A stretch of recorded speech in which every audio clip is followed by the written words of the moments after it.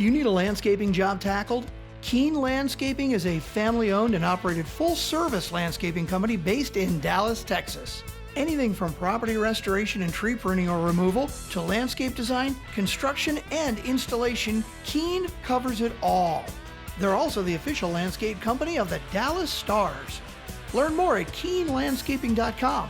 Again, that's Keane, landscaping.com.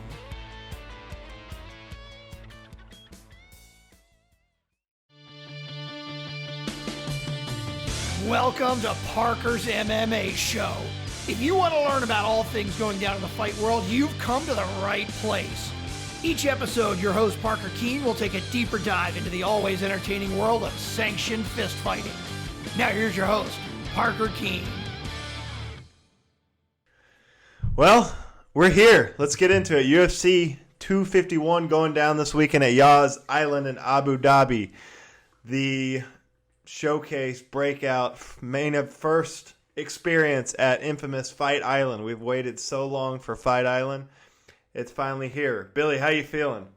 I'm so excited for this event. And a lot of people are kind of knocking oh, it's just in Abu Dhabi. We've been here before, blah, blah, blah, blah, blah. This is so much fun to me. I love the charter flight. I love all the merchandise. I love the whole island feel, octagon on the beach for photo ops. I'm very excited about this card. So let us know what should we expect for the presentation? Obviously, they're not fighting on the actual island. They've built a small arena for it. But what, if anything, will be different than a normal presentation? I mean, I imagine they're going to do some kind of dynamic thing where they're going to have, Fight Island graphics and things like that. I mean, the brand has just kind of taken off organically. I don't know why they wouldn't use it and try and, at least put some palm trees and grass skirts around the octagon or something like that. 100% they should have. When I first saw the picture of the octagon that's on the island, that's where I thought they were fighting. I was like, that would be fucking epic. Epic.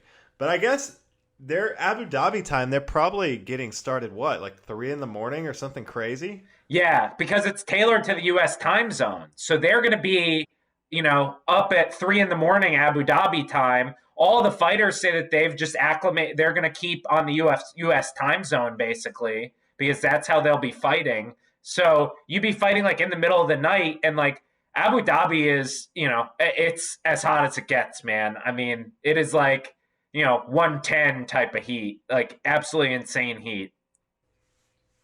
So is the venue, it's actually going to be indoors with air conditioning and stuff? Because I remember, I think, when was the Khabib Poirier fight was the last one in Abu Dhabi, and there was some complaint about just how hot it was in the actual arena.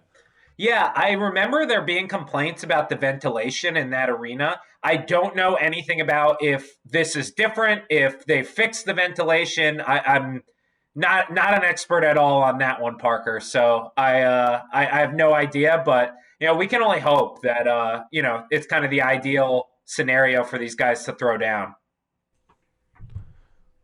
Yeah, no, so we're pumped for this card. This is going to be a freaking awesome card. So, like always, everyone like, subscribe, share, do all that good stuff, and we'll keep it rolling. But Billy, without further ado, let's jump right into the card with everyone's favorite segment, Billy's Hardcore. Couple minutes. This may take you a couple minutes.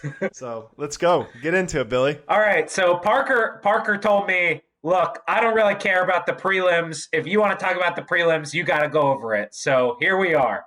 So first guy I want to cover is this guy, Alexander Romanov.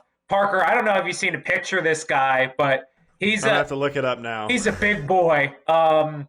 Heavyweight making his debut. Nickname is King Kong. He's out of Moldova, and he's considered the top heavyweight out of that kind of Balkan region of the world. He's 11-0, taking on UFC mainstay Marcin Tybura. And he's only 28, which is like a baby for the heavyweight division. So I'm excited to see if we get some new blood in here, Parker. You find a picture? What do you think? What's the initial impression?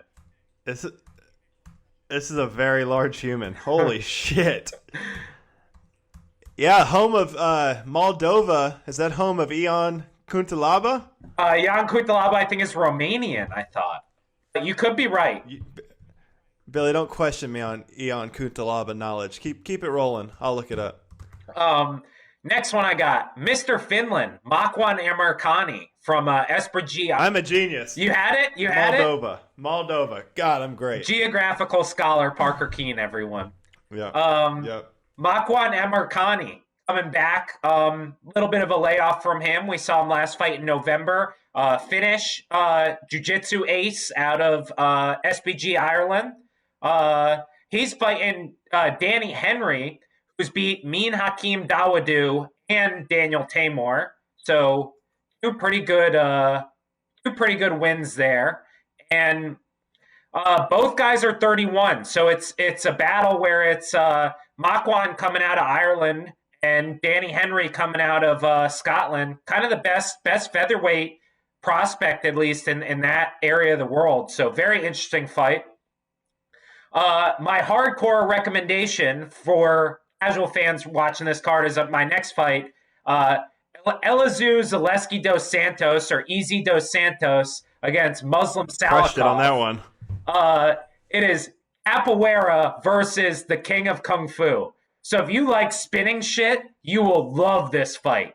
These guys are classic, like spinning attacks out the wazoo. They're always doing weird striking stuff in the cage. I think this is going to be a banger. I think this fight's going to get a bonus, no question. Parker, what do you think of this matchup?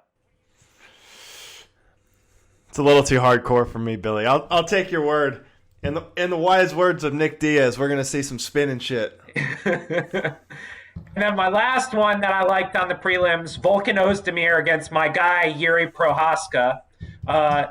This one's a banger. I do like this one. Ozdemir is obviously a former UFC title challenger, heavy hitter, great boxer. And then Jiri Prochaska is Parker's newfound guy since I turned him onto the Ryzen pay-per-views.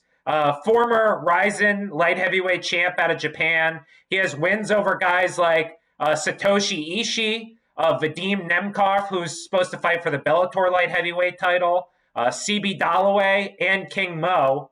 So pretty good resume there for a guy who's only fought in Japan. And he's only 28 years old. So I think if Jiri can beat Ozdemir, he's probably one or two fights away from the title and can be an immediate contender at 205. Parker, give me some of your thoughts on that matchup.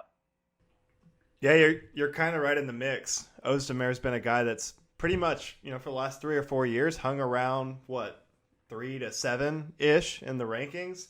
So, yeah, I think if he can get a win against Ozdemir, that's a good look. And I agree. I think that lands him right around the top 5, maybe at light heavyweight. So, yeah, I'm excited. You've talked a lot about this guy, so I'm excited to see him actually fight. I've never actually seen him fight. And, against a guy named like Volkan Ozdemir, he's going to bring it for sure. So that's going to be a fun one for sure. That's the main event of the prelim. Yeah. And then we jump right into the main card. That's it. I told you. I was only, a couple minutes, but we kept it brief. It wasn't bad. So let's do it. Let's jump right into this main card. Obviously, this is one of the most stacked cards of the year, 3 title fights.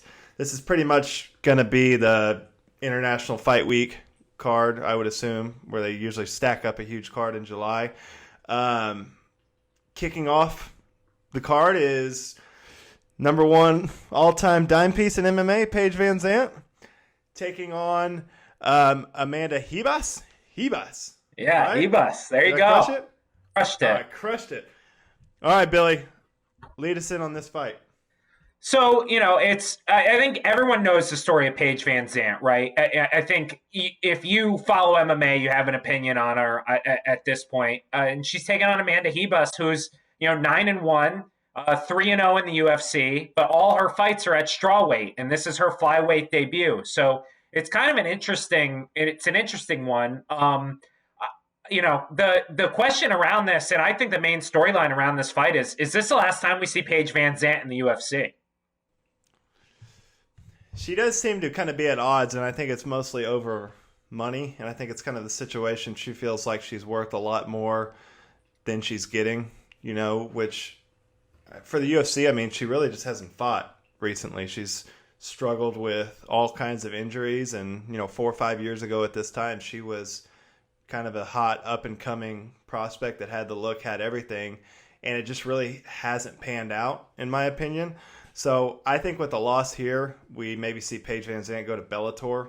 And you and I are kind of on the same page here. I think she goes to Bellator or ONE, where, they can market her to a big audience, make her a big superstar, and she, the fighting level is going to drop a little bit, compared to the killers at the UFC at the highest level. So I honestly think for Paige Van Zant, I don't think that's a terrible move, or I think she would probably get paid a lot more in either, Bellator or ONE. Her husband is a Bellator fighter and kind of a rising star over there, so I think they have a good storyline there. What do you think?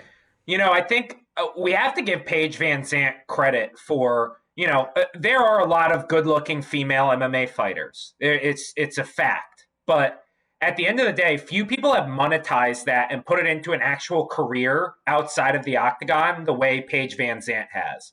I mean, her getting the Sports Illustrated swimsuit, her getting Dancing with the Stars. I mean, my mom knows who Paige Van Zant is, and my mom thinks cage fighting is barbaric. I think, it's not just her skills in the cage or her looks. She's become a legitimately marketable star outside of the sport and has really built a career for herself outside of the sport. And the UFC, the advantage to being in the UFC is you get the most eyeballs on you when you're in the cage. If you're in these other organizations, you're out of cage opportunities, especially with sponsors and the way that they're going to kind of expose you and make you a face of their brand. That's actually bigger, I would argue, outside of the UFC, unless you're a legitimate champion and a longtime champion. And so I just think like Paige Van Zant really falls into that category. And I think because of that too, people forget like Paige Van Zant's still a really good fighter. She's a really dynamic striker. She has really good Muay Thai. She has solid wrestling defense. I think this is really an exciting fight. And I would not be surprised if she walks away from the UFC, even if she wins here. Yeah, no, I agree. I think you imagine just, Paige Van Zant in Japan, like how big of a star could she be? She's someone that, one could totally build around and market to their massive audience. So I don't know. It'll be interesting to see what she does, but she's said it numerous times. She's like, listen, I make more money outside of the octagon than I do fighting. So I don't have to fight. I could just keep doing what I'm doing. She just fights because she loves to fight. So, yeah, I think she's got a lot of opportunities and can do a lot of different things. So, but I'm interested to see her fight. It's been a while. She's kind of been out of the spotlight when it comes to fighting. So I'm very interested to see her fighting. How do you think this is going to go down? I like Paige Van Zant here. I really do. I think she's got a lot on the line. I think her bargaining power goes down big time if she loses here. And I think she's a different level of striker than what Ribas has seen so far. So I'm going to take Paige Van Zant here by decision. But I think this is a much closer fight than people are giving it credit for. Yeah, I think you're going to have a close fight, like you said. I tend to agree with you. I'm going to give Paige the advantage in the striking. I think she gets a decision, and gets a win. She's back on the win track, and then after that, she's got a lot of options. So, all right, the return of Paige Van Zant. Next, let's talk about the one I'm really, really excited for: the return of Thug Rose Namajunas. Been out a year and a half after getting slammed on her head and knocked out in Brazil against Jessica Andrade and losing her belt. And she's taking some time off, but she's back. She's back for the rematch against Jessica Andrade. And Billy, what can we expect from Thug Rose in her comeback fight? I think we have to give her a lot of credit for getting in here at this point. I think she's been through a lot over the past year, family members dying of COVID and just kind of mental health struggles across the board, just a lot of stuff going on in her life. And that being said, from a sporting perspective, I can't expect that she's been in the gym as regularly as she was in 2017 and 2018 when she was on top of her game. So I think at the very least, I mean, even like a Dustin Poirier who has, 3 times as many fights as Rose has and took a shorter layoff than Rose had. We saw him against Dan Hooker. He looked tentative. I mean, we saw Dom Cruz. He looked a little tentative in the early goings of the Cejudo fight. I think it happens with people who take time off like this, especially going against someone like Andrade who comes straight forward. I think we're going to see a hesitant Rose in the first round or first couple of rounds. And, I hope that her kind of technical skill and her timing that made her such a great fighter kind of comes back to her in those later rounds. Yeah, I'm going to disagree with you. I don't think it's going to be an issue. I see this being a one-sided match, and I see Rose making a big statement in her return. I think she's just too good everywhere. She's one of the best strikers in the world, especially in female MMA. So I'm going to be looking for her to come back, make a big statement, be more disciplined in those grappling exchanges. That first round in her last fight was one of probably the most dominant first rounds in a title fight that I've ever seen. I mean, she was just piecing Jessica Andrade up, and I expect to see a lot more of that. I think she's going to fight her fight a lot more and not be willing to grapple, stay safe and away from kind of the chaos that is Jessica Andrade. What's going to be very, very interesting for me in this fight is the 25-foot cage. I think if there's any fight on this card... Aren't they going back to the 30-foot cage? I don't know. I think they're going back to the big cage, so I wouldn't worry about it. Okay. Well, that was my one worry because I'm like, that plays into Jessica Andrade's hands so well because the way she fights, she basically just tries to trap you and just unload bombs on you. So that makes me feel a lot better about this fight. But again, for Rose, you've said it in the previously, she does struggle with mental issues, and I think 90% of her issues in and out of the cage are mental. And if she's right mentally, I think she's got the skills to be one of the best female fighters in the world. So I'm looking for big things in the return for Rose. For Jessica Andrade, she also hasn't fought in a while. What do you expect her to look like?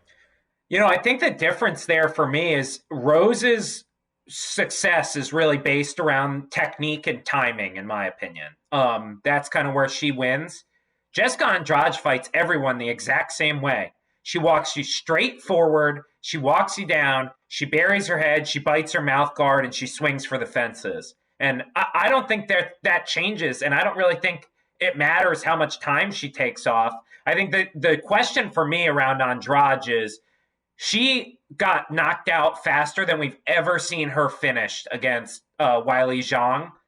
Does that affect her? Is her chin not what it was? Is she hesitant to kind of have that move forward style? That's what I'll be looking at. But ultimately, I think she knows how to fight one way, and it's to walk straight forward and just be an absolute tank and crowd her opponent and throw bombs. Yeah, I agree. Jessica's just a wrecking ball. I mean, she's going to come forward. She's going to throw volume. She's got to not let Rose get into a rhythm. If Rose gets into a rhythm and starts flowing with her striking, I think Jessica Andrade is screwed, and it's going to be a very, very long night. So for Jessica Andrade, she's got to come in there and she's got to make the fight dirty, and I think that's her only shot at coming out of here with a victory. For you, Billy, is this the number one contender fight at strawweight? I think they're going to book the Joanna Weili Zhang rematch as they should, basically no matter what happens here.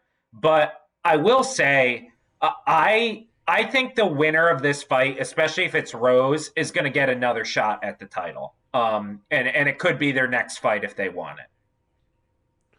Yeah, and I would not be disappointed if they book if Rose wins, if they book Joanna versus Rose for the trilogy, and then the winner gets Weili Zhang.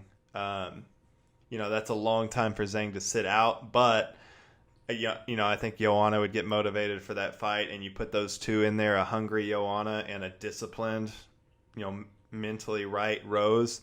That's about as high level of a striking match as you can get in the UFC, and Rose has bested her twice, so I think Joanna would be really, really hungry to get that back, especially after the performance she just put on against Zhang, and in a fight that I think you and I both agree that she should have won. So if I'm the UFC, I book that fight if Rose wins. Joanna versus Rose, the winner gets Zhang, and that's 2 gigantic back-to-back fights that you can book at 115. So I think that's the direction they should go. So here's my one thing I'll add there, though, Parker. I think the fight that the UFC wants more than anything is they want Rose against Weili Zhang. That's the fight that they want.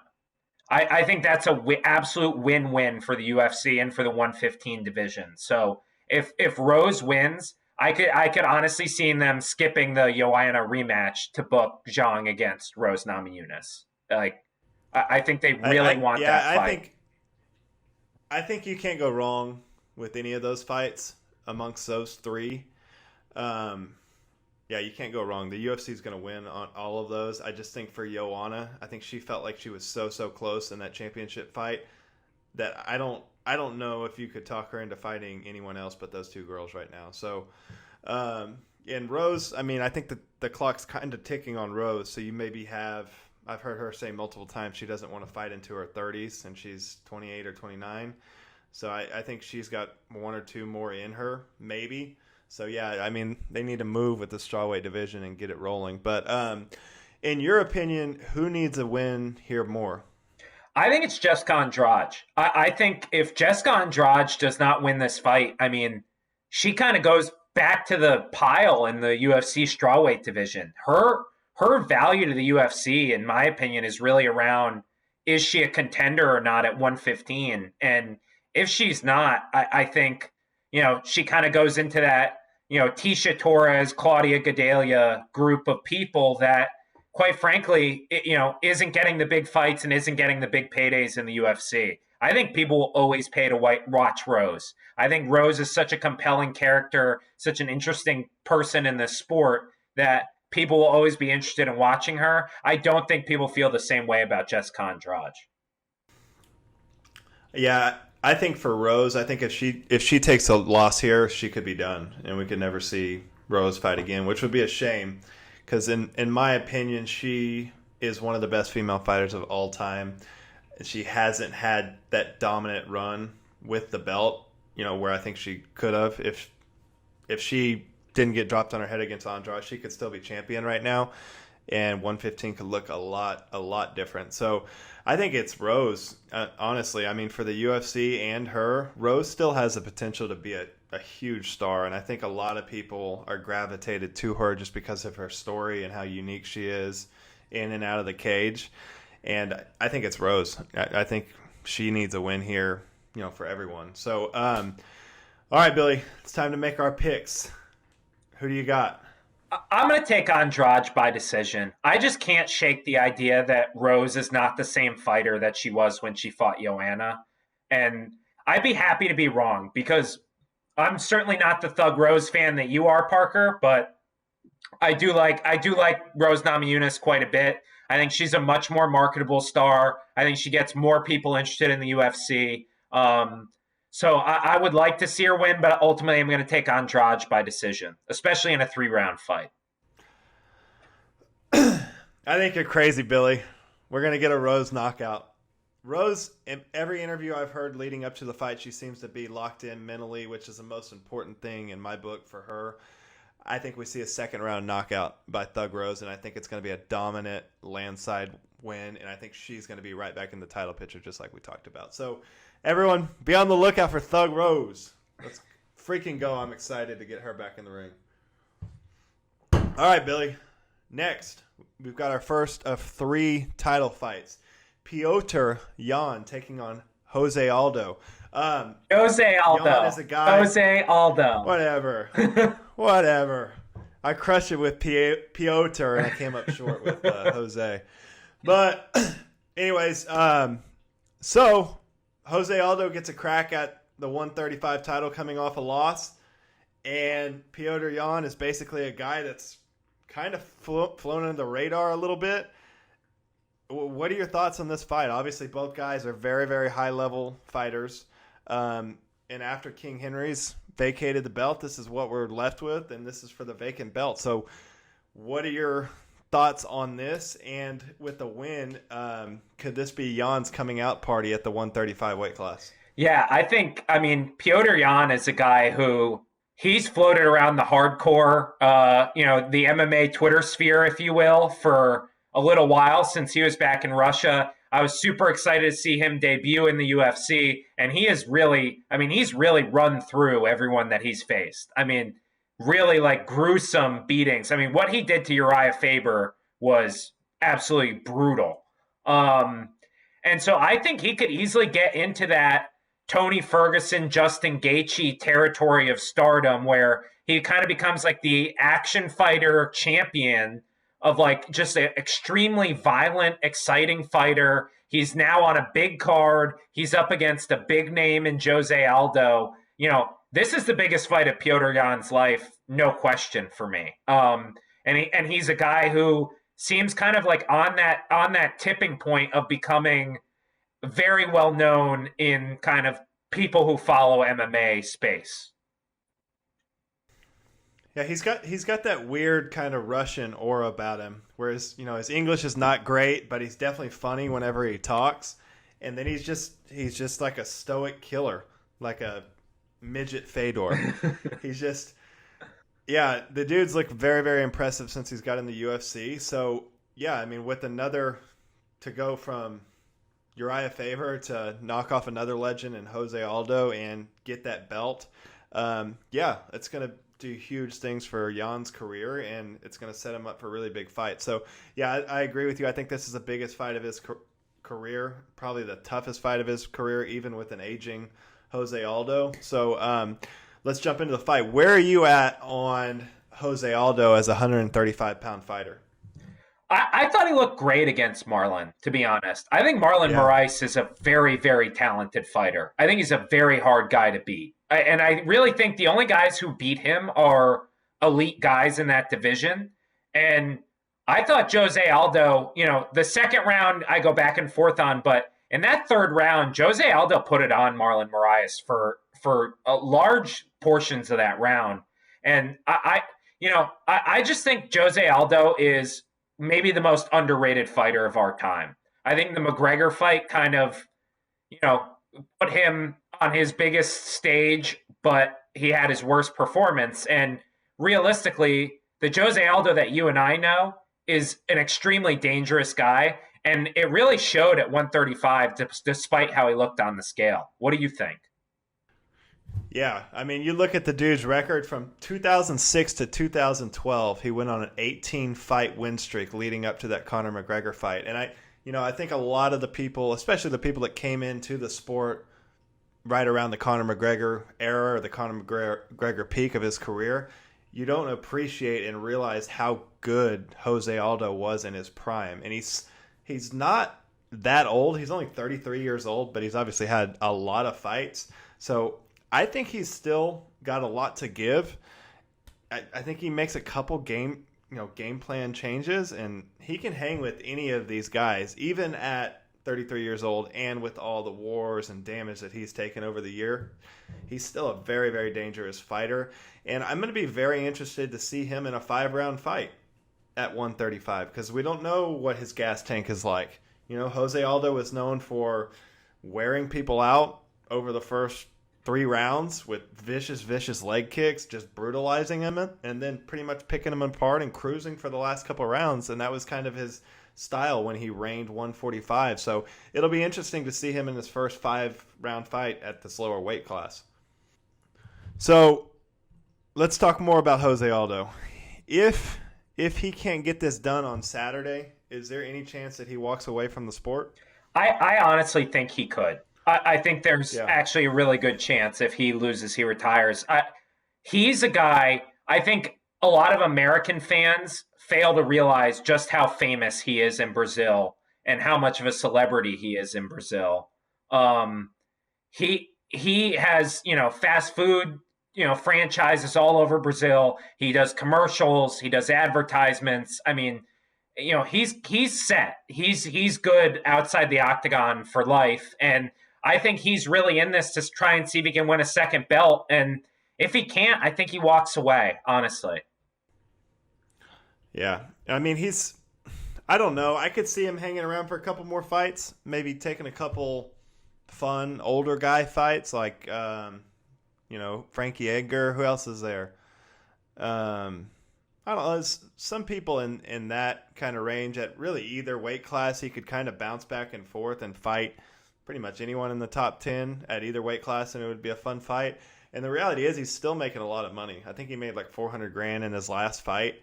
So I don't see a reason for him to walk away unless he gets viciously knocked out here.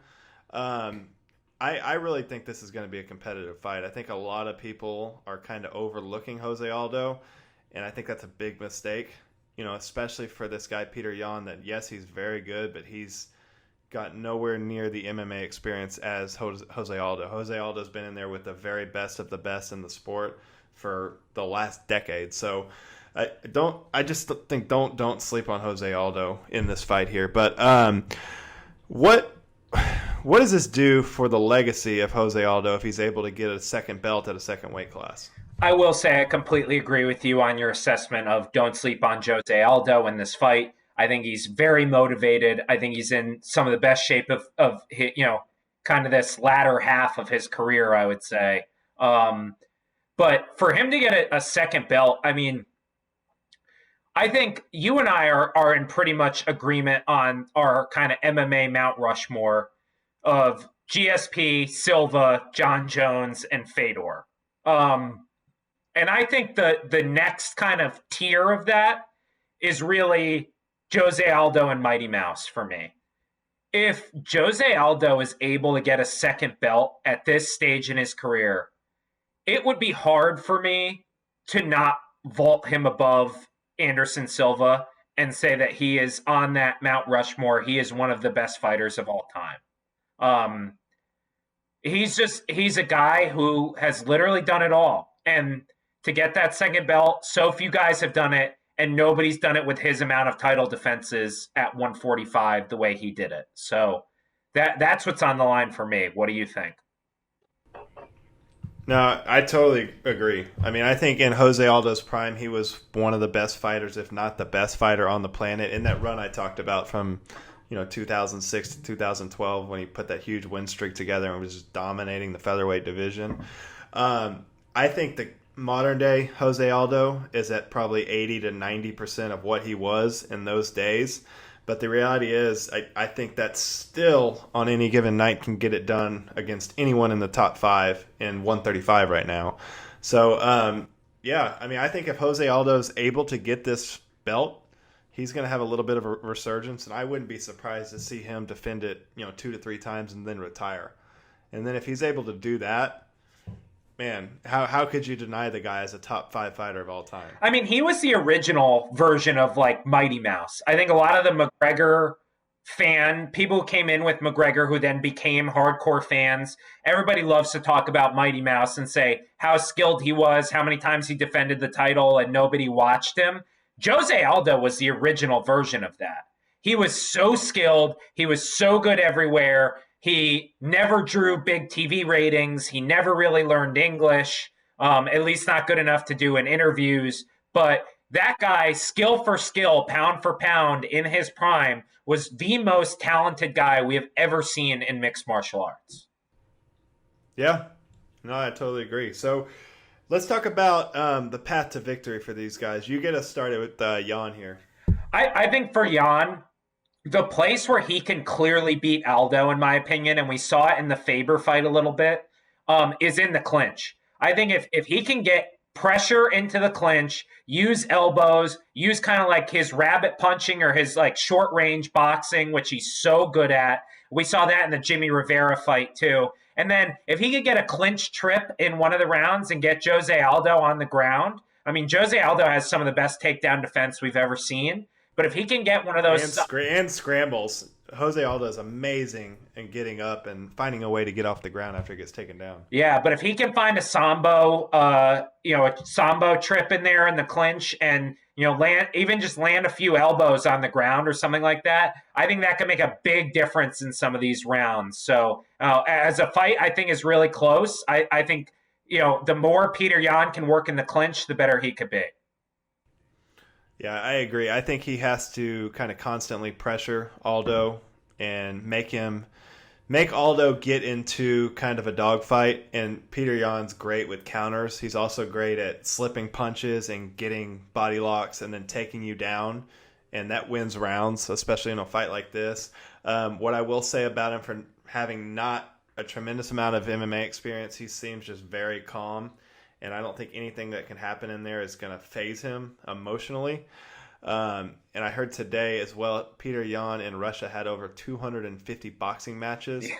So I've talked about Jose Aldo's fighting experience in MMA a lot, but obviously if you have 250 of any type of fight, I don't care what it is, I mean, you're going to be comfortable with just about anything in there. So, yeah, this is a very interesting matchup. So let's move to Aldo. What does Aldo need to do to get the job done here? I mean, you and I are both in agreement with every Aldo fight from, today until the end of his career. We just want the leg kicks back. That's all we want. That's all. Anyone who wants Jose Aldo to win just wants him to get back to leg kicks. And I think if he can get back to the leg kicks and keep Yan at kicking range where he really can't use his boxing, slow the movement down, he can pick him apart in the center of that octagon if Yan can't move his feet as fast as he's used to because his calves are all beat up. So it's got to be leg kick, leg kick, leg kick for Jose Aldo to win this fight. No, I agree. I think early, often, and stay on it the whole fight. That, like I said earlier, that was in Jose Aldo's prime. That was his go-to. He would just beat the living shit out of your legs until you couldn't walk, and then he would start picking you apart, and he would do his best work there. I mean, see the Uriah Faber fight. That's one of the most vicious displays of leg kicks I've ever seen in MMA. It's unbelievable. But he's got to get back to that. I think in the Marlon Moraes fight, if he threw 5 leg kicks per round, he wins that fight. He just was not throwing them for whatever reason. I don't know. Jan's a boxer, right? So anyone who's boxed, including the two of us, knows that whole sport is about footwork. That is why Yan is so good in these MMA fights. His footwork is fantastic. If you kick him in the leg as hard as Jose Aldo's used to kicking people in the leg, he can't do it as effectively. You are negating his best skill. That's what Aldo needs to do to win this fight. Yeah, absolutely. I mean, I think it's pretty straightforward. Leg kicks and use your experience. I mean, Aldo's been in countless title fights. He's seen it all, done it all. I think he's got a huge advantage when it comes to MMA experience, and I expect him to use it here. So my next question was about the 25-foot cage, but obviously that's out. So let's move on to the next one. For the winner, do you think the clear next fight is going to be Aljamain Sterling? It has to be, right? I think it's a disgrace to the division and to the sport if it's not Aljamain Sterling. Yeah, he proved it. I mean, he went out there and just, finished Corey Sandhagen, with such ease, and then that was very, very impressive. So yeah, I think 100% the next title fight goes to Aljo. Where do these guys go with the loss? I love the Petr Yan against Cody Garbrandt fight. I love that fight. I think it's two of the best boxers in the division. I think there's natural heat because of the Uriah Faber fight. I think that's absolutely perfect. I mean, obviously, if Yan wins, you have to give Aljo the title shot, but I think Cody Garbrandt against Petr Yan is an absolutely perfect fight. Right. What about Aldo? If he doesn't retire, I think Corey Sandhagen is an interesting fight for him and gets him right back in the title contention. And Dom Cruz. I think Jose Aldo against Dom Cruz is a really compelling matchup. He's never fought Dom, right? Never. Because he's only fought at 145. That's a good old guy fight, too. I like that. Especially if Dom wants another one against a big name. That could headline, a main event for sure. So, yeah, I'm down with both of those. All right, Billy. Give me your pick on our first title fight. I'm going to take Petr Yan by third round TKO. When we did the deep dive of the divisions and you asked me who I thought the champion of bantamweight was January 1st, 2021, I picked Petr Yan. I think this guy is really just a special talent. No disrespect to Jose Aldo, who I think is one of the best fighters of all time. But I'm taking Yan, and I really want to see Yan fight Aljamain Sterling. I'm going to pull for Aldo here. I think it's a great story if he can get a second belt this late in his career. I just don't think Jan's fought anyone as good as Aldo, even a 33-year-old Aldo. I just think it's going to be a huge step up in competition. If he gets back to his old game plan, I can see him just tearing up Jan's legs and then in the later rounds starting to pick him apart. I don't think we're going to see a finish here because both of these guys are so disciplined. And, I mean, Aldo hasn't been finished a lot in his career. So I think we're going to get a 5-round fight. This is going to be a fun fight, and I'm going to go with the decision for Aldo. All right, there it is. We really disagree on this card. Yeah, I'm going to be wearing you out during this card. All right. This one's going to be a great fight. This is one of these fights that just is not going to suck. I can promise you this is not going to suck. The rematch, Volkanovski taking on Max Holloway. Max Holloway was kind of the heir to Aldo at 145. He went on a nice run, and then out of nowhere comes Alex Volkanovski. Just started putting really good guys away.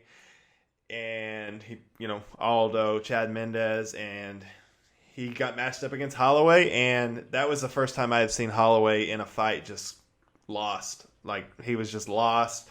Didn't know what to do with Alex Volkanovski. So this one's really interesting. I'm really, really interested to see how Max responds in this and how he comes back to really probably one of the worst losses in his career, especially in the last 4 or 5 years. So what are your thoughts on kind of where Max is at right now, and what are you expecting from him? I think the weird kind of storyline of all of this is, like, Max obviously gives that interview to Ariel where he's talking about how he didn't spar this whole camp, and he's like talking to his coaches on Zoom. I think that's kind of the interesting dynamic. Now, I'm of the opinion that, Max Holloway is a guy who's fought a ton. He's been a professional fighter since he was 16. He's sparred plenty. It's really about conditioning at that point. He's not adding things to his game during those 8 weeks. But I think that's kind of an odd dynamic for Max. I think he's been playing a lot of video games, to be honest. I'm interested to see where he's at because, like you said, he looked lost against Volkanovski, and that's the first time we've ever seen it. And Volk has kind of put quietly together this Mendes, Aldo, Holloway streak together that is really, really impressive. No, I totally agree. Another weird thing around this fight and Volkanovski's championship reign as a whole, a lot of people seem to not be giving him kind of the credit he deserves for that performance he put on against Max. Yeah, I agree with you. I mean, I felt like a lot of the media coverage this week was about Max. I think people don't talk about how Volkanovski didn't just beat Max. Volkanovski shut Max out. It was a 50-45 fight. I mean, he shut down a dominant champion after beating Chad Mendes, retiring Chad Mendes after finishing him, by the way, and beating Jose Aldo. I mean, what more does the guy have to do to get respect? At that point, I mean, he's beat the biggest 3 names in the featherweight division, in my opinion.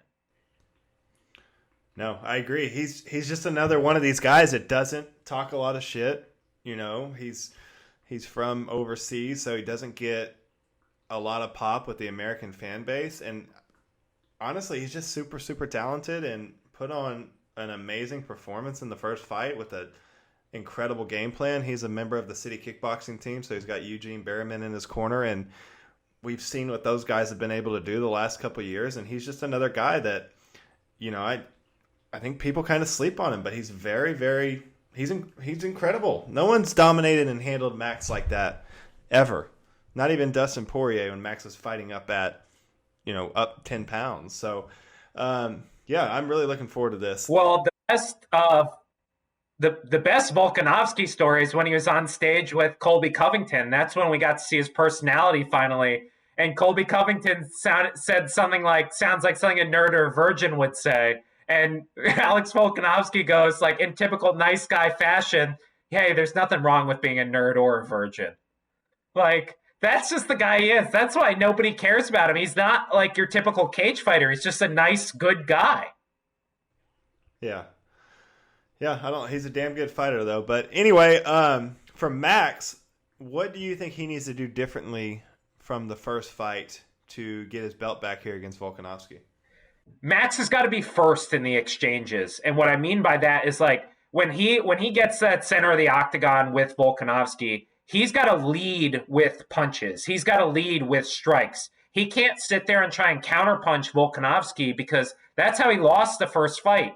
He got so hesitant and so confused by Volkanovski's feints and movements and, you know, all the different things he was doing in there, and he got, you know, trigger shy. He wasn't able to throw hands and throw volume like we've seen Max do in the past. And so he's really got to lead these exchanges if he wants to have success. No, I totally agree. Max is a guy, and you can look at the stats on Max. He does usually take it slow that first round, and then after that, he just picks up the pace, and basically takes you to deep waters where you can't swim. He's, you know, similar to like Tony Ferguson. He's a guy that's just got outstanding cardio and can throw together like 25-piece combos and just walk you down and hit you just so many times that it overwhelms you, you know, especially over a 5-round fight. So the biggest thing that he cannot allow to happen again, he cannot get his legs taken out by Volkanovski. Volkanovski absolutely brutalized his legs and took away, in my opinion, Max Holloway's biggest advantage is his ability to fight both ways, you know, switching from southpaw to orthodox, constantly, you know, putting his punches together, you know, working his whole game. And Volk was able to basically make him a one-dimensional fighter. And after that, Max Holloway was just kind of a step behind. It was like he was out of his element and was never able to get going in that fight, period. So that was the biggest thing when I went back and rewatched that first fight. He cannot take the abuse to his legs like he did. And he's got to be more aggressive. He's got to start faster and bring the fight to Volkanovski. What I could see happening is Volkanovski's talked a lot about he wants to go in there and finish the fight. You know, I think he's got a lot of criticism for, you know, basically saying that no one was really that excited with his performance, although he completely shut out Max, like we said. What's very, very dangerous for Volkanovski is to get too aggressive in those early rounds and try to finish Max and then gas out, and Max just absolutely pick you apart in round 3, 4, and 5. So that's something to really look out for Volkanovski. For Max, if he loses here at 145, it'll be 2 in a row at 145. Do you think it's time for him to permanently move up to 155? I just think there's bigger fights for him there. I think there's bigger names, there's bigger fights. I think he could immediately get top 10 matchups in his first fight at 155, even off a loss. And I just think, you know, if he has 2 losses to Volkanovski, he can basically go up to 155, you know, wait and see if Volkanovski loses the belt, and then go back down if he wants to. But I think if he loses, his next fight will be at lightweight. I agree. And I kind of see Max Holloway. He's obviously had the great title run at 145, but I could see him turning into one of these guys like a Nate Diaz or George Masvidal that, you know, maybe as he gets later in his career, he'll win one, he'll lose one, but people aren't going to care. You know, he still has one of the most fan-friendly fighting styles in the company, and he's a guy that I think can fight well into his 30s at, you know, big money, important fights that he doesn't necessarily need to have a belt, you know, to be put in those big fights. He's just a fun guy. Every fight that he's been in is a great fight.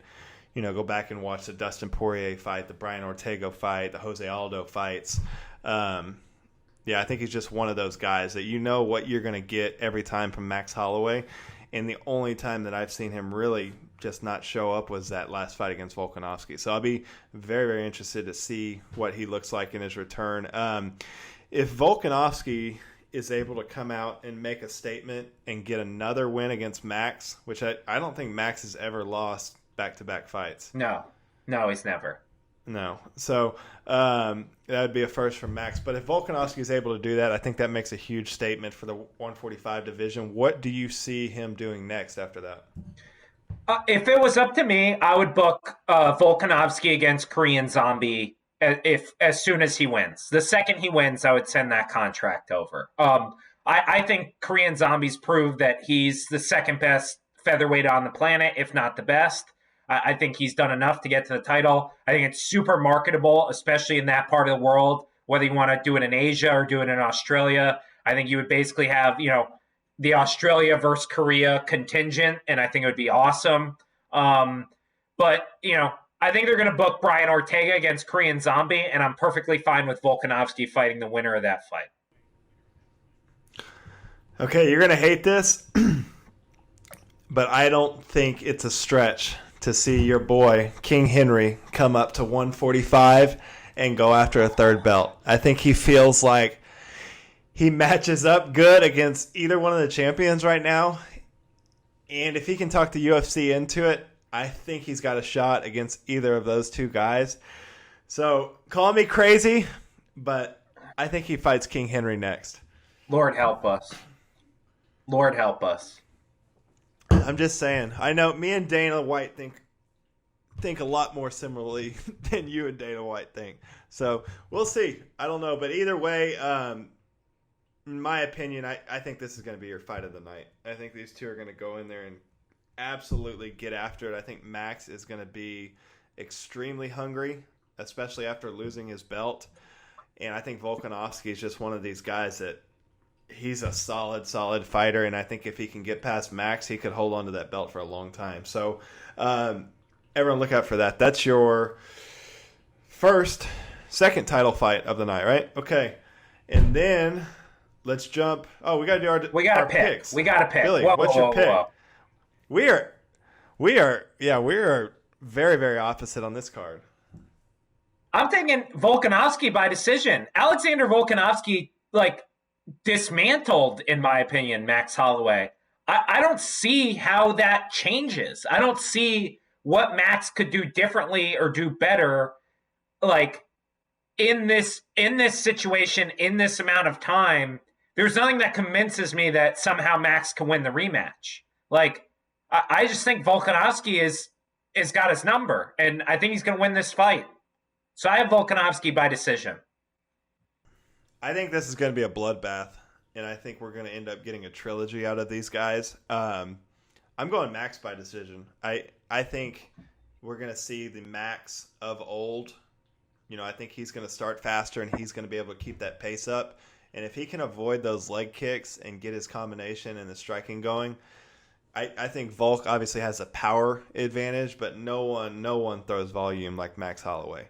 So I'm going to go with Max by decision because I really want to see a trilogy fight with these guys. I think Max still has a lot to offer, even though he's been around forever and been in a ton of great fights.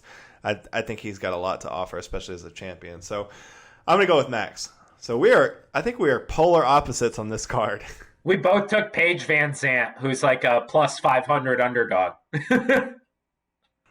All right. You knew I was going to take PVZ. All right. Let's get into it. This is your main event. George Gamebred, Street Jesus, Masvidal stepping in on 6 days' notice against reigning champion Kamaru Usman. Billy, how excited are you for this fight? Parker, I cried when I saw that this got announced officially by the UFC. This is it. This is the fight for me. This is the most excited I've been about a fight.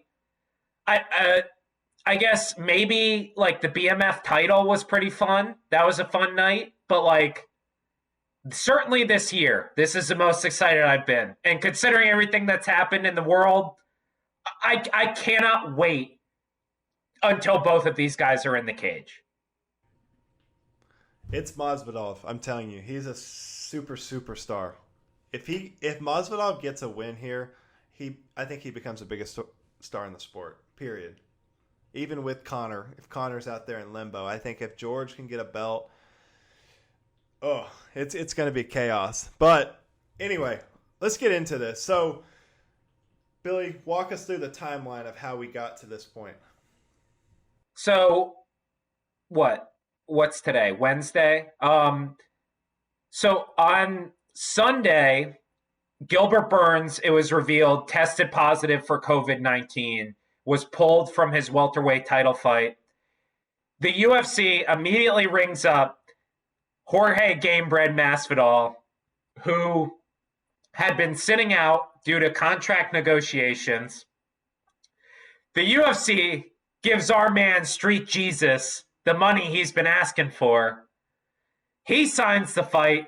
They get the COVID tests, and Jorge Masvidal gets on a private goddamn plane to Abu Dhabi to take on Kamaru Usman for his first title fight in the UFC in 48 professional fights. Parker, if you love this sport, that is it. That's the guy. That's the whole thing. That's everything we ever wanted to. He was ready. He was training. He got the money he wanted. He did it in a pink bathrobe, stopping over in Rome for pizza on the private jet. I mean, Parker, what is not to like right now about Gamebred Masvidal taking on Kamaru Usman, a guy who looks unbeatable in that cage? He looks unstoppable. I mean, he beat Colby Covington. He dismantled Tyron Woodley, and he's going to take out the guy who took out Ben Askren in 5 seconds with a flying knee. Are you kidding me, Parker?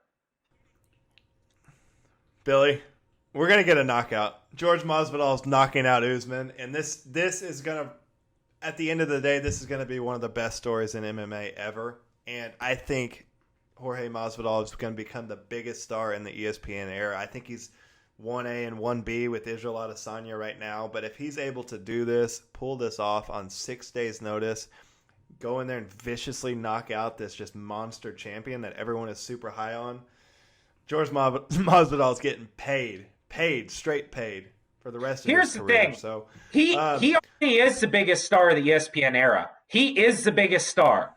Israel Adesanya is not on Dan Le Batard's national radio show, once a month for multiple hours. He's not the guy who's getting the interview with Kenny Mayne and getting the interview with Scott Van Pelt on SportsCenter. That's not Israel Adesanya. I love Israel Adesanya. I'm a huge Israel Adesanya fan. But Jorge Masvidal, and big credit to the Kawa brothers and their management, Abe Kawa and Malky Kawa are absolute geniuses. And they have marketed this guy in a way that is different than he's ever been marketed in his entire career.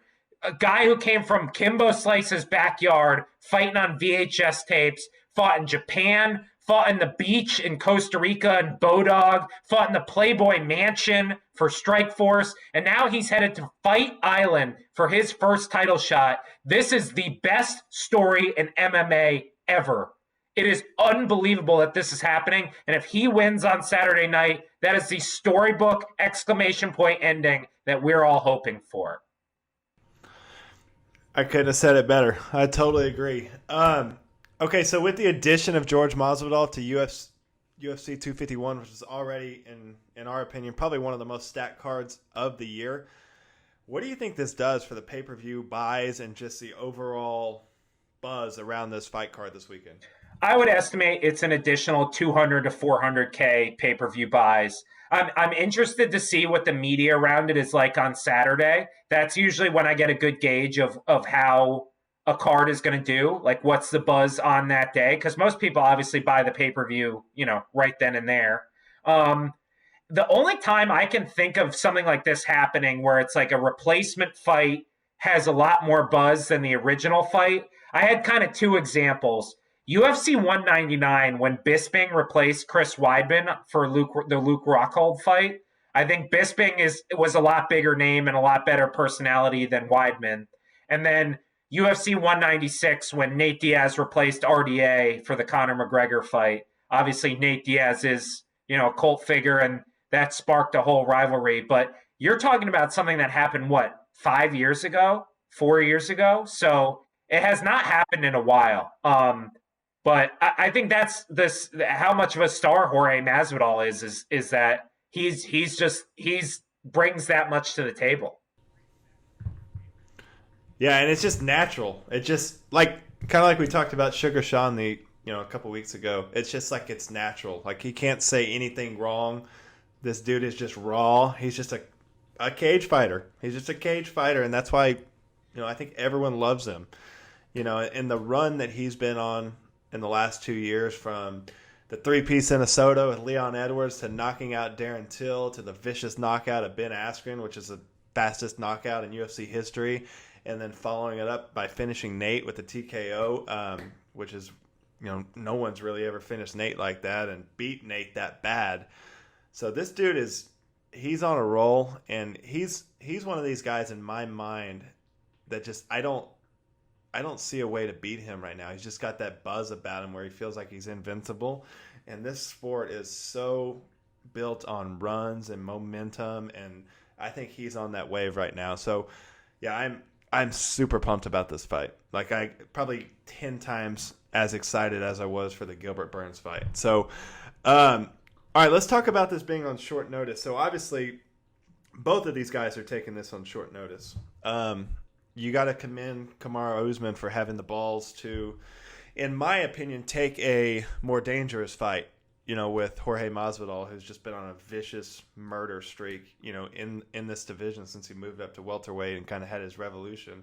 But what do you make of the short notice fight for both of these guys?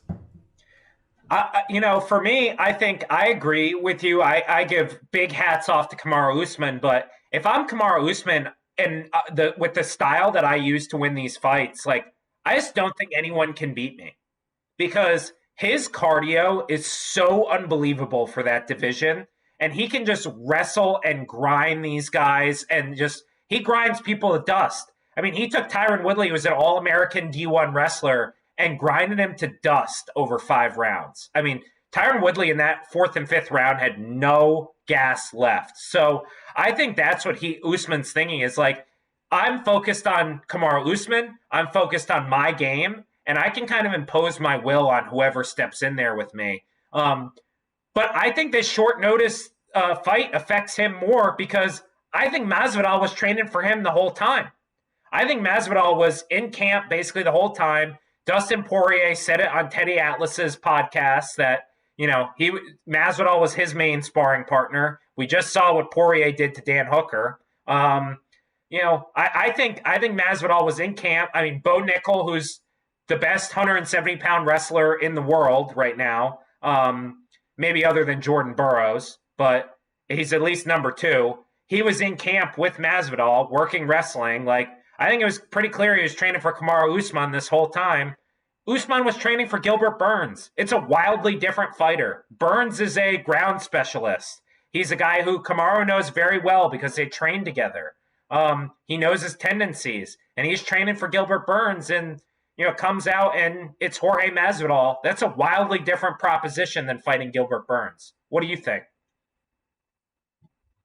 I think for Usman, it's very, very dangerous.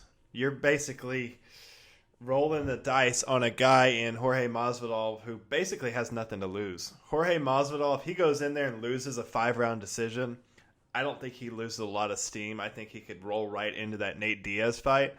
But if he goes in there and starches Usman's thrown back into the mix with all those killers at the top, top 5. You're talking Leon Edwards, Gilbert Burns, Woodley, Wonder Boy, Colby Covington. Colby. Yeah, so I mean, for me, Usman's got some balls for taking this fight, especially on 6 days' notice when I think everyone knows Jorge Masvidal stays in shape all year round. He's always ready to fight. It's not like he's a guy that just fucks off when he doesn't have a fight booked. He's training all year round. So, I don't know. It's very, very dangerous and a very different fight for Usman. I mean, Gilbert Burns, like you said, is world-class jiu-jitsu fighter when it hits the ground. His striking has gotten a lot better, but George Masvidal is a different animal. He's got vicious KO power. He's got unbelievable striking. He's got great wrestling.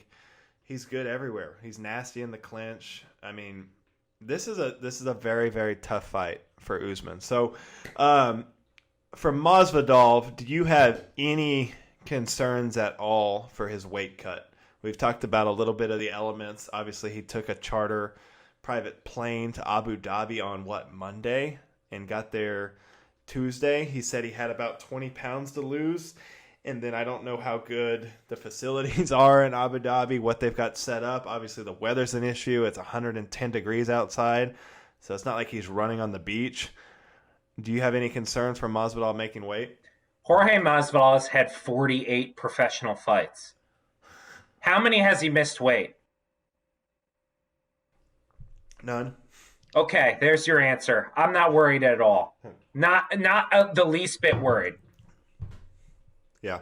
And he's obviously a guy, too, that came up from 155, so it's not like he's like Usman may walk around at, damn near 200 pounds and cut down to get to 170. I think Masvidal is maybe a little smaller of a guy. I also think Masvidal is playing mind games with Usman, saying he weighed 192 on July 4th. I think he probably weighed about 182 and was like thinking in his head, how do I add 10 pounds to this? I don't think he's disclosing his actual weight 6 days before a title fight on a national radio show. So I think it's all mind games. He's going to be absolutely fine. We're going to have this fight on Saturday.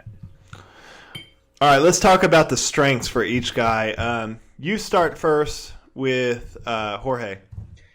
The thing that I go back to about Jorge is I remember reading an ESPN article from a few months back that was analyzing the boxing skills. It was the Olympic boxing coach looking at the boxing skills of MMA fighters. And Jorge Masvidal was the guy he was most impressed by.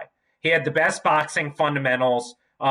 He keeps his hands up. He fights like a real boxer. But then I also this week went back, and as soon as this fight got booked, I rewatched all of Jorge's decision losses. So I watched Wonder Boy, and I watched Damian Maia, and I watched what was the other really egregious one? There was some Bellator one, I think. But anyway, Jorge uses his kicks to control distance really well, which sets up his boxing for later rounds. So it's really an all-around striking game. It's super, super impressive. It's very varied. He lands a lot of stuff. He puts in strikes that work over 5-round fights especially well. I just think he's one of the most complete strikers in the entire UFC. Yeah, I'll second that. I think Jorge is one of the most complete fighters, period, on the roster. And he's another guy, you mentioned it earlier, he's got 49 professional fights. He's fought all over the world. He's fought at different weight classes. He's been basically grew up in this sport. He's a veteran of the sport. For me, yeah, his strengths, his boxing is incredible. For MMA, I think maybe him, Dustin Poirier, Cody those Garbrandt. Two guys kind of in particular. Yeah, Cody Garbrandt. They're just on a next level when it comes to boxing. Also, he's very, very durable. I mean, the guy's rarely ever been finished, rarely ever gassed. So I'm not concerned about him not being in shape to go 5 rounds with Kamaru Usman.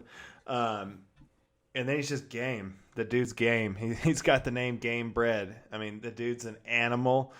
He's on that flow right now where you see these guys go on runs where they're just, I mentioned it before, but they just feel like they're unstoppable. And he's got that confidence about him that I don't think he thinks anyone can touch him, and I think he thinks he can knock out anyone in that weight class right now. And the last thing I'll add about Jorge is just, he's got incredible wrestling. He's got great takedown defense.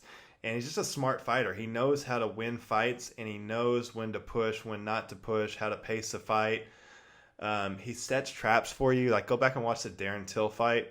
The traps he was setting for Darren Till that eventually led to him knocking Darren Till out are very, very impressive, especially with a high-level striker like Darren Till. So, Jorge's got it all. So, talk about Usman a little bit.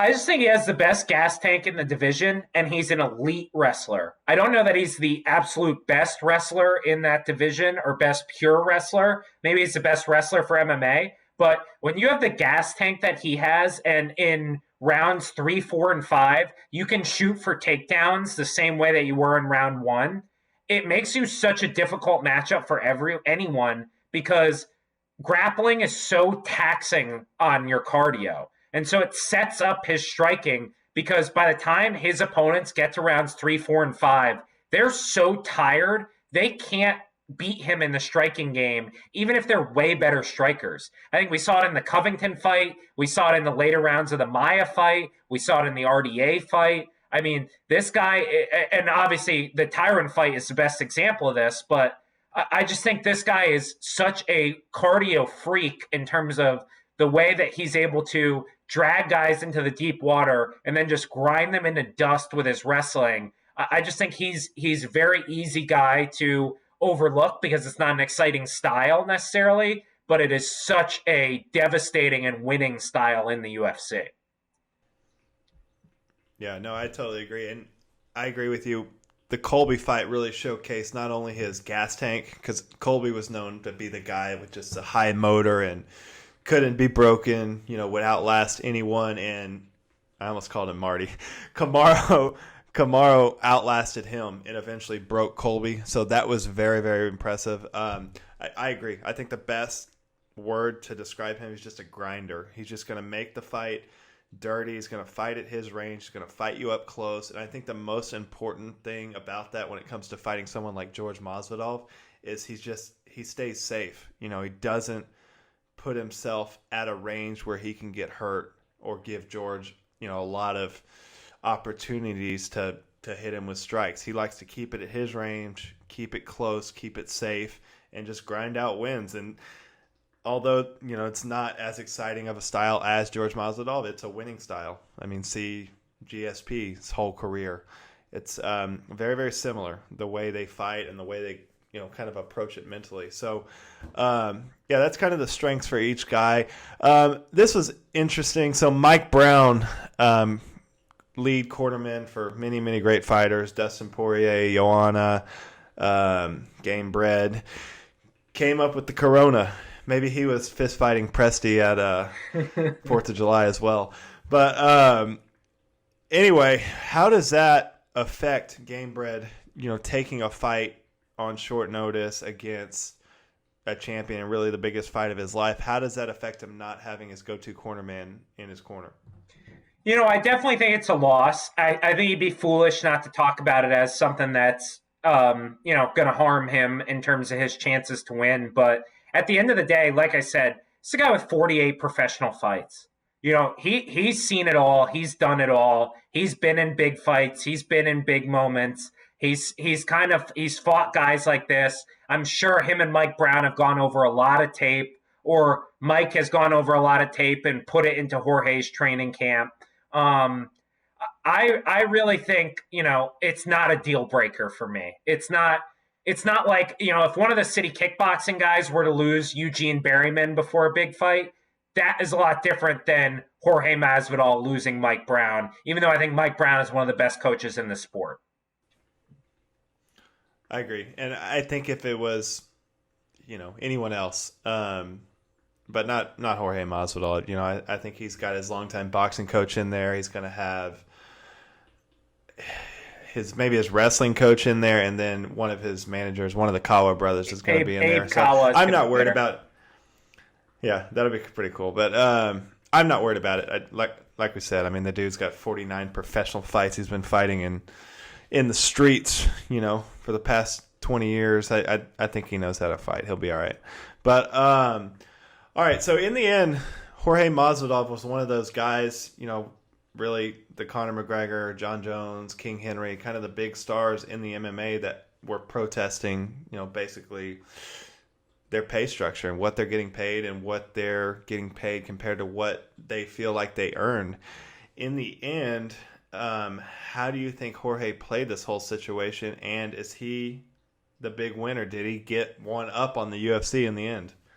He's the UFC's best friend. It honestly reminds me of like the Diaz brothers. Guy stayed ready. He stayed in shape. He was training. He trained for the opponent that he wanted. He was training clearly for Kamaru Usman, and he was ready in the exact moment where he had the most leverage. And the UFC called him up and was happy to pay him because they needed a main event so bad. Yeah. No, I mean, it worked out perfectly. It couldn't have worked out any better for Jorge Masvidal. I think he ended up getting a new contract too, which, like I said, if he gets a win here, there's nothing but big fights for him. You're talking Conor McGregor, you're talking Nate Diaz, you're talking big fights for Jorge Masvidal. So, in the end, I think Gamebred did pretty good. So, that leads me to my next question. If Jorge is able to walk out of there on Saturday morning with a welterweight strap wrapped around his waist, does he become your biggest star in the ESPN era? And where would you rank his title run in recent histories?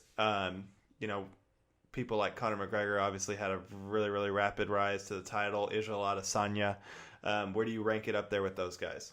I think it's more similar to like a Michael Bisping, but I think it's on much more visible because of the ESPN era, like you said. I said earlier, I think he already is the biggest star. I maintain that. But I just think the Bisping, comparison where a guy was on the bad side of a lot of decisions, a guy who was always kind of got to, number 3 or number 4, but never quite got over the hump. That's Jorge Masvidal. And now he's finally getting his shot. And you know what? I just think, this fight to me, for his legacy, if he wins this, he's a bona fide UFC Hall of Famer. If he loses this, I don't see any way he gets in the Hall of Fame. And so I think that's what's on the line for him. It's very high stakes, in my opinion, for Jorge Masvidal. No, I agree. I think if he wins this, he's got the chance to have the following resume: knockout of Darren Till, knockout of Ben Askren, TKO Nate Diaz, knockout Usman, and then Conor McGregor. If you could get those 5 wins back to back, holy shit! Name a better run in MMA. That would be unbelievable. So, all right, I've got another question about Usman. So, we've seen this in the past. Wrestlers, dominant wrestlers will win, 4, 5, 6, 7, 8 wins in a row that are not in exciting fashion. They're that grinding style fight where they break the guy and win decisions. And that was kind of the reputation Usman had until he had that crazy war with Colby where they just decided not to wrestle and they were going to go to war for 5 rounds, and he ended up knocking out Colby. Is there any chance that you see Usman abandon his wrestling and try to have a striking match with Jorge Masvidal? Honestly, I think Usman takes so much pride in the sport of wrestling that he would never do that. I think the Colby fight, what you saw was a game plan where he thought, look, I have more power than this guy, and I actually think I'm a better striker than this guy, so I have no problem having a stand-up fight with him. I think with someone like Jorge Masvidal, he's going to relish in the fact that he can wrestle, and I think, you see it in kind of his pre-fight comments talking about being able to ragdoll Jorge Masvidal. I think he's very much so interested in wrestling him and, bring him to the ground and dominating him that way. Okay. All right. So, in your opinion, what's next for each of these guys with a win and a belt? I think it's very, very, very different. I'm gonna let you start with Kamaru. What do you think's next for him? I think they rebooked the Gilbert Burns fight. I think Kamaru's strategy to become a quote unquote star is just take the next man up. I'll beat everybody at welterweight. I'll stack title defenses. You'll have to respect me. It won't matter, kind of his persona or his, how he acts outside the cage. He'll beat everybody in that cage. And I think that's his plan for the top. So I think Gilbert Burns would be next for him. Yeah, I tend to agree. For Kamaru, I think I totally agree with what you said. I think it's next man up. He just wants to fight the best of the best and start stacking that resume with title defenses. follow kind of the GSP model. For Jorge, I think it's totally different. I think if Jorge gets a win here, you're seeing Conor McGregor or you're seeing Nate Diaz, and that's it. He's not going to fight these guys that he sees as, just new guys. They haven't been in the sport like he has. I think also the money thing is huge for him. He's going to go after the biggest fight that he can possibly get, the biggest payday he can possibly get, and that's Conor McGregor and Nate Diaz. Maybe even able to talk GSP out of retirement if he, puts together 1 or 2 wins with that belt. So that's kind of how I see it for Jorge. What about you? I actually think I totally agree on the Nate Diaz and Conor thing. I think he's going to go for that money fight. But the one that I think you're discounting is I think for whatever reason, the Wonder Boy loss really bothers Jorge Masvidal. He's brought it up in multiple interviews. That was that was weird. I heard that. I think he's going to try and get that back. I really do. I don't know how he finagles that, because it's like Dana White's going to look at him and be like, you're not going to get paid for this, and it's not a clear number 1 contender. Like, what are you doing? But I think for whatever reason, Jorge Masvidal really wants to fight Stephen Wonderboy Thompson again. Yeah, that was kind of the last fight before he made this shift and kind of had this revolution that, like, he can't go to decisions with these guys. He's got to finish these guys. So, yeah, I heard that, and that's really weird. I don't like that at all. I would like to see Wonder Boy back in the mix, but I don't care to see that fight. It was a bad fight. It was not a great fight. I rewatched it this week. I was there. That was in New York. That was on that was Madison Square Garden, wasn't it? Yeah, it was the GSP, when GSP beat Bisping, when Rose beat Joanna, TJ versus Cody the first time. I have a great picture in my phone that I saw this week, and it popped up. It's Wonder Boy head kicking Masvidal. I'll send it to you. You got to put it up on our Twitter. It's freaking awesome from that night that I took.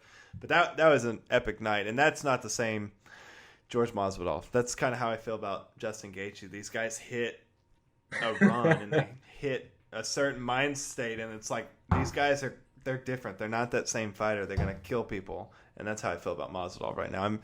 He's one of the most terrifying fighters on the roster, I think, right now at the moment. All right, what's next? So for Jorge, if he gets a win here, how do they not make the Conor McGregor fight? I mean, that to me, I think damn near passes the Conor versus Khabib fight, what it could do money-wise. I think it's a gigantic fight, especially how big of a star Jorge is going to be if he's able to get that belt. And then Conor back in the mix, and you have those two guys going at it on ESPN. That's a huge money fight. That could do $2 million, I guarantee it, or 2 million buys. Dana would get killed for booking Conor McGregor against Jorge Masvidal. Who cares? No, he would. Why? The people who love the rankings and want the deserving contender to get fights would break their brains for Dana to book Conor McGregor in a title fight against Jorge Masvidal. It's the same situation as 155. How could you justify him a title shot at 155?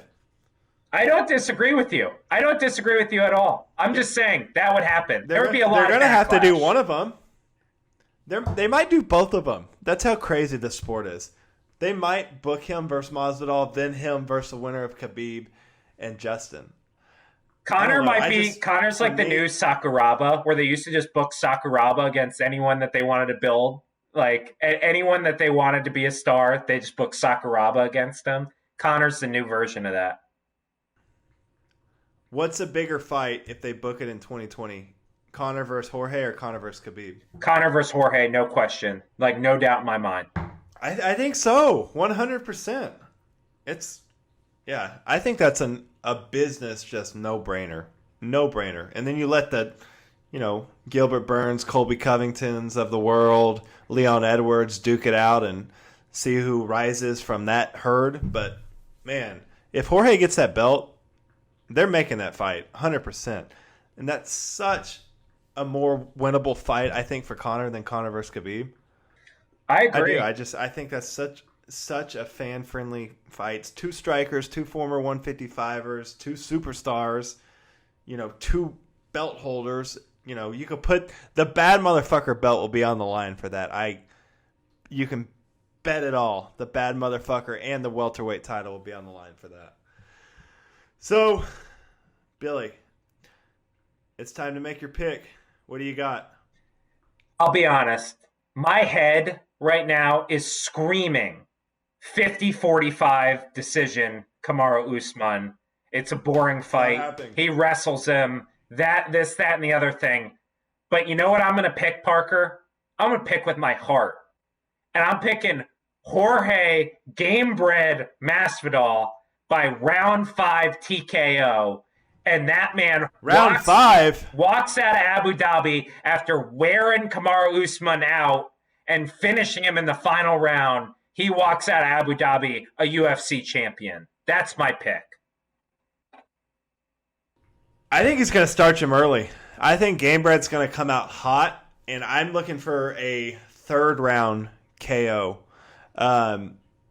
Yeah, I think he's going to get it done. Like we said, this is going to be one of the best stories in MMA history, period. If he's able to reach the mountaintop after 49 professional fights and then sets himself up for a fight with Conor McGregor, gigantic, Billy. Everyone is getting paid. Dana White's Uncle Dana's going to be so happy. I'm excited. Fights are what? 3 days away now? Let's freaking go, Billy. How about this, Parker? So I just looked at our show notes. We have 3 differences that we picked. I like Yan. You like Aldo. I like Volkanovski. You like Max. You like Rose. I like Jessica Andrade. Whoever wins the most of those 3 fights has to buy the other person's pay-per-view this Saturday. Okay, done. 100%. I'm feeling very confident. This is going to be my week, Billy. This is going to be my week. So everyone get your bets in. All my fights. Let's go. UFC 251. Coming in hot. Fight Island. Let's go, Billy. I'm super, super excited. We went an hour and 30 minutes. We got a little carried away. It's a big card. It's a big card. Yeah, you almost have to, right? You have to. So, Billy, any closing words? I'm fired up. I'm super fired up. Do you hear me on this podcast? Do you hear me? Do you see how fired up I am? This is the best card of the year. This is the most animated I've seen you. Yeah, this is it. This is it. All right, so I think I got the corona out of my system on this podcast. So yeah, everyone, wish me luck. Hopefully, I don't have corona. Tune into the fights; they're going to be epic. The main card. This is the best main card we've had all year, 100%. Like always, everyone like, subscribe, check it out. We got some new content, new look, new style. We're bringing the heat with this 1.5-hour podcast. So we appreciate everyone from tuning in. Keep doing it. Billy, you? Hey, enjoy the fights. Shout out to new producer Joe. And, absolutely love talking about these fights with you, Park. All right, and Dana White has now became the MVP of Corona era, taking over Tiger King. Tiger King, Dana White says hold his fucking beer and enjoy prison. All right. Till next time. We'll see you next week to break down the fights. We're going to have a shitload to talk about. Adios. Texas Trees is the premier tree care company in the DFW area. Whether you need basic maintenance or specialized services, when it comes to trees, we've got you covered. Pruning, chipping, bracing, and cabling, even root barriers and disease control, we do it all. And if you aren't sure what you need, we have certified arborists on staff to point you in the right direction. Visit us at northtexastrees.net. That's northtexastrees.net.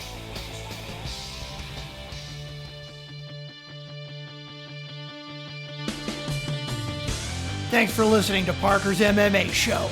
Take a moment to rate and review on Apple Podcasts or wherever you get your podcasts, And visit ParkerKeensMMAShow.podbean.com for additional information on Parker and to stay up to date on the latest drama in the fight world. For more information and important links about today's episode, check out the show notes.